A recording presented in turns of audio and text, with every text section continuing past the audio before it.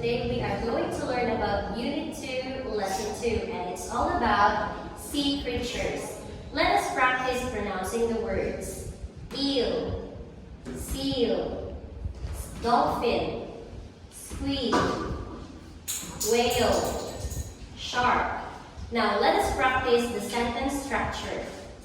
The eel isn't as long as the seal. Let's look at the picture in number 1. Okay, if they have the same length, you say the eel is as long as the seal. Now practice the other pictures at home. Let's go to the next sentence structure. This is in the form of question. Is the eel as long as the seal? By looking at the pictures, you can identify which one is longer or which one is shorter.